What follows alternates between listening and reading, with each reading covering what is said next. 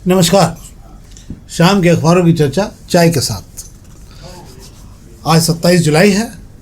इंदौर के मौसम को लेकर अलग अलग प्रेडिक्शन भले ही जारी हो रहे हों। 4 दिन झमाझम होने वाली, 2 दिन झमाझम होने वाली, 2 या 3 दिन बचे इस महीने को ख़त्म होने में। हमें 18 इंच से 19 इंच पानी चाहिए था और शायद हम उससे बहुत पीछे हो गए हैं। लगभग 20% के लगभग बारिश कम हो चुकी है। समझ नहीं आ रहा है कि मौसम की क्या स्थिति रहेगी, पर कुल मिला के ये है कि अगर यही स्थिति आगे रही तो इंदौर में एक बड़ा जल संकट भी आने वाले समय में आपको देखने को मिलेगा। खबरें हैं, बहुत सारी खबरें। आज अंतर्राष्ट्रीय स्तर पर खबरों में बात करेंगे हम। शहर की खबरें तो अपनी जगह हैं ही। लंबे समय से जब छात्र राजनीति शहर में हुआ करती थी तो इस शहर को छात्र नेताओं के रूप में राष्ट्रीय, अंतर्राष्ट्रीय, प्रादेशिक, स्थानीय स्तर के तमाम नेता मिले, जिन्होंने छात्र की राजनीति से अपना जीवन शुरू किया और दिल्ली तक अपना परचम लहराया है। इसमें तमाम नेता रहे। इसमें दिग्विजय सिंह खुद GSITS इंदौर के छात्र रहे, छात्र नेता भी रहे वो तो यहाँ पर। इसके अलावा भंवर सिंह शेखावत भी रहे, गोपी नीमा भी, कैलाश वर्गीय भी, अश्विन जोशी भी। ये तमाम अपने अपने कॉलेजों में राजनीति करके बाहर निकले थे तमाम लोग, और इन्होंने एक लंबे समय राजनीति शहर में की और परचम लहराया। विपरीत परिस्थिति में भी खड़े रहे, स्वच्छ परिस्थिति में। हम इन सब पे बात करेंगे। आज इंडियन एक्सप्रेस की खबर पर भी सबसे आखिरी में बात करेंगे। CRPF ने अपनी एक रिपोर्ट जारी की। दिल्ली में छात्रों में जो बैलेट गन से गन चलाई गई थी, 6 फर्स्ट से शायद फायरिंग उन्होंने की। उन्होंने अपनी रिपोर्ट में कहा है सबसे बड़ा सवाल ये उठ रहा है कि छात्रों पर बैलेट गन से हमला करने का आदेश किसने दिया? पुलिस ने दिया, गृह मंत्रालय ने दिया, या किसने दिया? एक बच्चे की आँख पूरी तरह जा चुकी है। 3 से 4 बच्चों के शरीर में छर्रे घुसे हुए हैं। पहले जो गन होती थी उसमें प्लास्टिक की गोलियां होती थी, लगती थी और ख़त्म हो जाती थी। बैलेट गन से घाव होते हैं, शरीर के अंदर छर्रे चले जाते हैं जो लंबे समय तक आपके शरीर में बने रहते हैं। बात करेंगे इस पर भी हम, क्योंकि ये बड़ी दुखद स्थिति जो रिपोर्ट आई हुई है। आज सदन में हंगामा भी खूब हुआ इसको लेकर, पर बाद में बात करेंगे। पहले हम शहर की खबरों की बात करते हैं। शहर की खबरों में हम सबसे पहले आज दोपहर खबरों की बात कर रहे हैं। तो दोपहर की खबरों में आज हम बात करें 90 के दशक के राजनेताओं की। इस शहर में राजनीति का अगर चेहरा बदला है तो नगर निगम का जो पहला चुनाव हुआ था, और उस पहले चुनाव में जो परिषद में जो लोग पहुंचे थे वे ही फिर लंबे समय, मतलब उस परिषद से निकले हुए नेता आज तक राजनीति कर रहे हैं। इसके बाद छात्र नेताओं की राजनीति खत्म हो गई। मतलब नए छात्र नेता या नए युवा नेताओं का आने का क्रम बिल्कुल ही खत्म हो गया। वो चाहे कांग्रेस हो चाहे भाजपा हो, दोनों ही जगहों पर। तो अगर हम यूँ बात करें तो अगर कांग्रेस से दिग्विजय सिंह रहे, महेश जोशी छात्र नेता के रूप में, तो कृपाशंकर शुक्ला भी छात्र नेता के रूप में रहे। नड्डा जी पैनल लड़ाते रहे जी, गुजराती कॉलेज, क्रिश्चियन कॉलेज से लोग। इसके अलावा अनिल दवे जी रहे, सज्जन वर्मा रहे, भंवर सिंह शेखावत रहे और कैलाश वर्गीय खुद भी रहे। ये छात्र नेताओं में रहे। विक्रम वर्मा भी रहे, क्रिश्चियन कॉलेज से राजनीति हुई थी। और उसके बाद में बाबा महेंद्र बाबा रहे, शोभा ओझा तो यूनिवर्सिटी की अध्यक्ष भी रहीं, सुभाष खंडेलवाल जी रहे, और भी तमाम नेता रहे, गोपी नीमा रहे, लक्ष्मण सिंह गौड़ भी रहे। ये तमाम वो छात्र नेता के रूप में जिन्होंने अपनी राजनीति शुरू की और नगर निगम से शुरू हुए और लंबे समय तक शहर में इन्होंने राज किया। अभी भी आज की तारीख में नए युवा नेताओं के लिए पिछले 20 सालों में किसी भी नए युवा नेता को जगह भाजपा या कांग्रेस में नहीं मिल पाई। वही जो पुराने स्थापित नेता हैं वे ही केवल राजनीति कर रहे हैं। क्या माना जाए कि छात्रों की राजनीति खत्म होने से या कॉलेजों के चुनाव खत्म होने से छात्र राजनीति खत्म हो गई, या फिर धीरे धीरे वजन बढ़ गया जिन नेताओं को, उन्होंने खुद आगे नए नेताओं को नहीं आने दी? क्या है सर? जी बिल्कुल। कहा जाता है कि राजनीति की पहली क्लास जो होती है कॉलेज में जो छात्र संघ चुनाव होते हैं उससे शुरू होती है। बात कर ली जाए, इंदौर में जितने मजाए नेता आप देख रहे हैं वे सारे नेता छात्र राजनीति से निकल कर आए हैं, और सबका नाम किसी ना किसी कॉलेज से जुड़ा हुआ है। कोई किसी पैनल से चुनाव लड़ता था, कोई किसी पैनल को चुनाव लड़ाता था, और ये साफ सुथरी राजनीति हुआ करती थी। तब ऐसी जो गुंडागर्दी या एक दूसरे को निपटाने वाली या इस तरह की कोई राजनीति नहीं होती। बड़े अच्छे भाव में जो है छात्र संघ के चुनाव हुआ करते थे, और एक दूसरे के खिलाफ चुनाव भी लड़ते थे। मतभेद जरूर होते थे पर कभी मनभेद नहीं होते थे। धीरे धीरे छात्र संघ के चुनावी कॉलेजों से खत्म कर दिए गए। अब कॉलेजों में वो दौर ही खत्म हो गया है जहां से नए सियासी चेहरे या सियासत की शुरुआत करते हुए नए चेहरे निकल कर आते थे। ये सब चीजें अब क्यों बात हो रही है? ये सिर्फ इसलिए बात हो रही है कि JNJ का जो आंदोलन दिल्ली के जंतर मंतर पर हुआ, उसके अंदर अगर आप देखने जाए, उससे फिर हमारे शहर को आगे अगर आप तुलना करने जाए तो हमारे शहर में JNJ से जुड़े, या बात कर ले कि नई पोत की जो बात कर रहे हैं, वो नई पोत हमने कभी पैदा ही नहीं होने दी जब से हमने छात्र संघ के चुनाव बंद कर दिए। हालांकि जंतर मंतर में जो आंदोलन हुआ उसके अंदर जो चेहरों हैं, जो रीलें आप देख रहे थे, जो नारे जो वहाँ गाए गए या बजाए गए, बोले गए, उसके अंदर कुछ छात्रों ने खूब आकर्षित किया है। अब आप समझिए वो छात्र कौन है जो अभी भी सोशल मीडिया पर बने हुए हैं। वे उन कॉलेजों से या उन महाविद्यालयों से पढ़ने वाले छात्र हैं जो छात्र राजनीति ना करते हुए भी छात्र राजनीति का हिस्सा बने और इस आंदोलन में निकल कर आएंगे। देखिए, किसी ने स्लोगन डाला था कि नहीं डरे हम कीलों से और डर गई सरकार हमारी रीलों से। तो पूरी सरकार जो है रीलों से हिला के रख दी छात्र राजनीति के नए युवा जो चेहरों ने। इससे यह तय हो गया है कि आने वाली जनरेशन में अब आपको इन्हीं भीड़ में से अब चेहरे निकलते दिखाई देंगे, वो चाहे अभिजीत दीपके के रूप में हो चाहे किसी और के रूप में हो। जी बिल्कुल, आप सही कह रहे हैं। हिमाचल प्रदेश की लड़की जो दिल्ली में रहकर पढ़ाई कर रही है, शरणाई वर्मा, उस शरणाई वर्मा का जन्मदिन भी है। और सबसे ज़्यादा बात कर ले जनता मंदिर के आंदोलन के दौरान जो है बेबाकी से बात रखने वाली या स्लोगन बोलने वाली, नारे लगाने वाली अगर कोई लड़की निकल कर आई है, और सबसे ज़्यादा रील जो है शरणाई की ही देखी जा रही है। वाह, तो आप समझ लीजिए कि आने वाले समय में सरकार को भी समझना होगा कि जिन छात्रों के साथ मोर्चा लेना है या जिन छात्रों के साथ, तो युवाओं की एक नई टीम खड़ी करना पड़ेगी। क्योंकि इस आंदोलन में भाजपा के तमाम युवा चेहरे दूरी बनाए हुए थे, तो छात्र भी समझ रहे हैं कि हमें जब ज़रूरत थी तो कौन कौन से छात्र मैदान में उतरे थे। बात करेंगे इस पर। एक और खबर है दोपहर की, जिस पर हम बात करें। अगस्त के पहले सप्ताह से अंततः हेरिटेज ट्रेन चलने लग जाएगी। ये शायद महू से चलेगी, मुझे लगता है एक बार फिर अगर से इंदौर से चलाने जाना चाहिए। क्योंकि बड़ी ये हमेशा पैक रहती है, और वाकई जो लोग नहीं गए हैं शायद उस ट्रेन से, एक बार जाके ज़रूर देखना चाहिए। बड़ा ही चोरल तक ये ट्रेन का रास्ता बड़ा ही बढ़िया है और लोगों को बहुत आच्छादित करता है। अगर परिवार सहित आप लोग जाते हैं तो एक निश्चित रूप पे बहुत अच्छी ट्रेन का जर्नी है। खुली ट्रेन है, ये कांच वाँच लगे हैं इसके अंदर। तो पर ये शायद अगस्त से चलाने का है, अभी लंबे समय से खड़ी कर रही। क्यों सर? जी बिल्कुल, आपको मैं बता दूं, हेरिटेज ट्रेन जो है बारिश के मौसम में आपको वादियों का सफ़र कराती है। वो विषय अलग है कि पहले ये महू से चलती थी, अब ये जो है पाताल पानी से कालाकुंड के बीच सिर्फ 9 किलोमीटर के हिस्से में ही चलेगी। क्यों चलेगी? वजह यह है कि महू से लेकर पाताल पानी वाला जो हिस्सा है वहाँ की छोटी मीटर गेज की लाइन को ख़त्म कर दिया गया। अगर बात कर लें इंदौर के आसपास, तो सिर्फ पाताल पानी से कालाकुंड के बीच ही छोटी मीटर गेज की लाइन बची हुई है। और यहाँ पर जो हेरिटेज ट्रेन चलाई जाती है वो अब दुरुस्त होने अभी पश्चिम रेलवे रतलाम मंडल में भेजी गई थी और ठीक होकर आ गई है, और अगस्त के दूसरे हफ्ते में ये शुरू हो जाएगी। 9 किलोमीटर का सफ़र आपको सुरंग और वादियों के बीच कराएगी। वाह, अब हम पत्रिका खबर की बात कर ले रहे हैं। तो छात्र आंदोलन, मतलब जो जेएनजी आंदोलन था, उसके बाद में तमाम नेताओं के अपने सोशल मीडिया के ढक्कन जो है वो खंगाले गए, मतलब खोले गए कि इनका क्या है, मतलब इनकी ज़मीनी या सोशल मीडिया पे इनकी पकड़ क्या है। इंदौर के तमाम नेताओं का जो है पत्रिका ने एक अच्छी खबर दी और उन्होंने बताया कि किस नेता का कितना वजूद है। तो उन नेताओं के वजूद को लेकर मैं एक लाइन पढ़ देता हूँ, फिर आगे आपको बताते रहेंगे हम। कि सबसे आगे कैलाश वर्गीय जो है 7,74,000 के लगभग सोशल मीडिया पर उनके फॉलोअर्स हैं। फिर इसके बाद दूसरे नंबर मनोज पटेल आते हैं। मनोज पटेल को लेकर कभी चेहरा ऐसा लगता नहीं वो आते होंगे, पर इस पर सोशल मीडिया पर उनका परचम लहरा रहा है। तीसरे नंबर पर गोलू शुक्ला जो 1,94,000 बने हुए हैं। सावन सोनकर 1,78,000 बने हुए हैं। और शंकर लवलानी जो हमारे सबसे लोकप्रिय सांसद है वो 1,54,000 पर रुके हुए हैं। तुलसीराम सिलावट 1,19,000 पे हैं। रमेश मेंदोला मध्य प्रदेश में शायद दूसरे नंबर पे चुनाव जीतने वाले हैं, पर सोशल मीडिया पे उनकी पकड़ अभी भी कमज़ोर है। 89,000 पे हैं वो।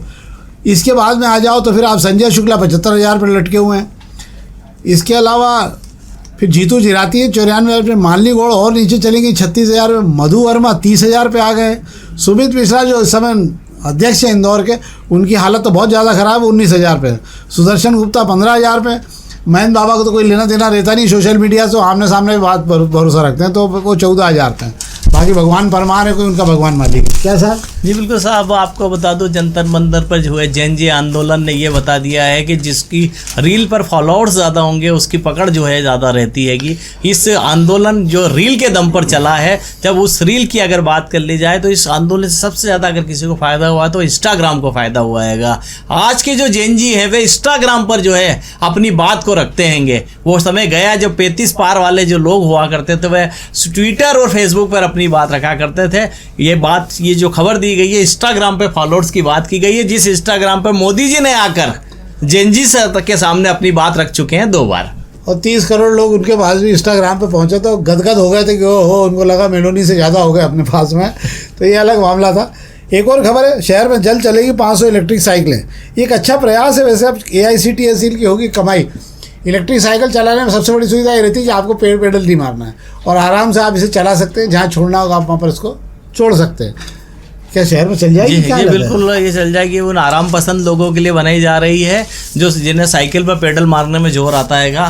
वो साइकिल पर अगर आप पेडल मारेंगे तो आपकी सेहत भी अच्छी रहेगी। अब आपको चलना ही है, अगर बगैर पेडल मारे हैं तो वो इस तरह की साइकिलें भी ले आए हैं, क्योंकि ये वही लोग हैं जो 2 पहिया 4 पहिया वाहन में अकेले घूमते हैं और दिन भर तेल जलाया करते हैं और प्रदूषण शहर को जो है आबो हवा को खराब किया करते हैं। वाह, तो नहीं, मेरा तो ये था कि इसमें सामान चोरी जाने का सिस्टम नहीं है। सामान तो चोरी नहीं जाएगा।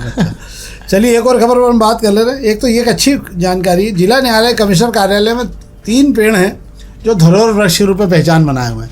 ये सब 150 साल से पुराने हो गए, बरगद के पेड़ हैं। इसके अलावा हमने एक बार आपसे कहा भी था कि बारामत्था जो मंदिर है उसमें भी 2 पेड़ ऐसे हैं जो शायद 200 साल से पुराने हो चुके हैं।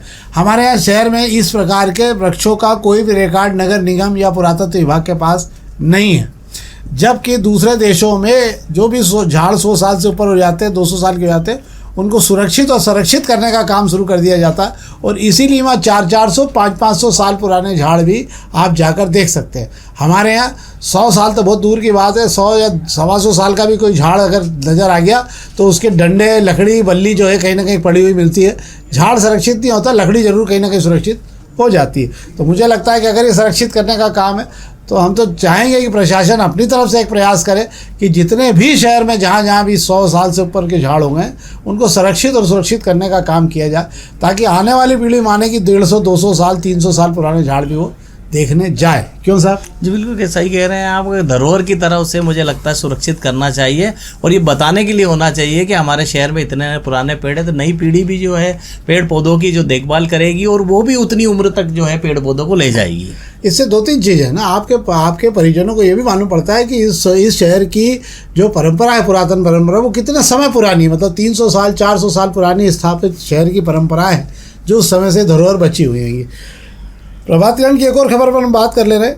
ये भी खबर है, मुख्यमंत्री इसका शुभारंभ करने वाले हैं, भूमि पूजन वगैरह होने वाला है। अन्नपूर्णा टू लिंक रोड और सर्वे टू गंगवाल 15 अगस्त से पहले शुरू होगी। 3 सड़कें, शहर की सड़कें चालू हो जाएगी, कंप्लीट हो जाएगी। जी बिल्कुल। अब अन्नपूर्णा लिंक रोड की बात कर लें, काम पूरा हो चुका है। यहाँ लगने वाली अटल बिहारी वाजपेयी की प्रतिमा को दशहरा मैदान पर लगाने की फिर रजामंदी हो गई है। सर्वे टू गंगवाल की बात कर लेते हैं। यहाँ सबसे ज़्यादा दिक्कत जो कंबल वाली गली में जो आती थी उससे निजात दिलाने के लिए चंद्रभागा पुल से लेकर हरसिद्धि जो है तक पुल तक जो है नई सड़क बना दी गई है कि एक बड़ी राहत वो हो जाएगी। सावे रोड पर इंडस्ट्रियल एरिया में मास्टर प्लान की एक सड़क बनकर तैयार हो चुकी है। तो एक बड़ी सौगात जो है 15 अगस्त के पहले सड़क के मामले में तो शहर के लोगों को मिलने जा रही है। ये अटल टू न्यू पलासिया टू अटल द्वार वाली रोड भी चालू हो रही है? नहीं, वो नहीं। अच्छा, ठीक है। अब हम अग्निमाण खबर की बात कर लें। अग्निमाण की 1-2 खबरें बात करेंगे। एक तो आज कल एक बड़ा दुखद हादसा हुआ था जिसमें एक शहर के एक बच्चे की जान चली गई।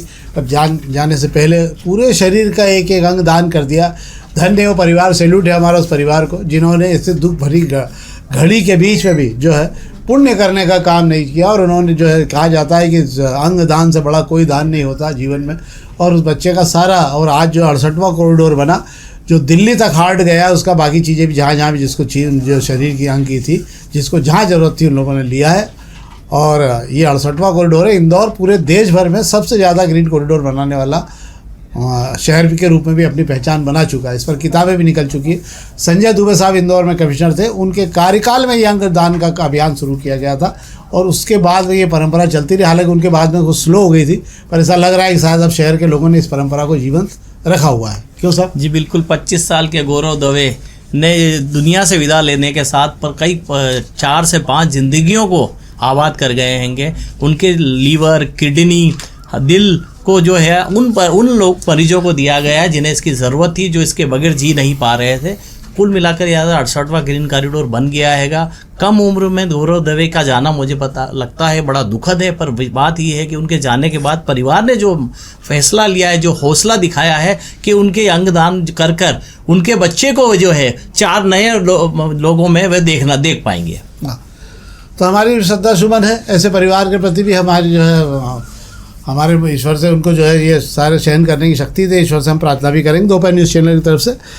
एक और खबर हम बात कर ले रहे हैं। आप वही नगर निगम का चर्चित फल बिल घोटाले में ईडी ने 43 संपत्ति के साथ 59 करोड़ की संपत्ति जब्त तो कर ली। अभी भी पकड़ी 469 बोगस फाइलों का मामला चल रहा है। क्या है यार ये? फर्जी बिल घोटाला, सीवर का फर्जी घोटाला, नगर निगम का जो सरसा चर्चित घोटाला हुआ था, ईडी ने जो जांच की थी उसके बाद जिन संपत्तियों को वो किए वो अपने कब्जे में लिया था उसे ले लिया है, अपने पास ही रखा है और नगर निगम ने कई बोगस फाइलें पड़ी। मामला बहुत पुराना है, वही सारी चीज़ें निकल कर आ रही है। पर सबसे बड़ी बात है इसके अंदर आज तक ये खुलासा नहीं हुआ कि किन लोगों ने, कौन कौन लोग इसमें शामिल हुए थे। 2-4 लोगों को आपने पकड़ के जेल में डाल दिया, कुछ की तो जमानत भी हो गई है।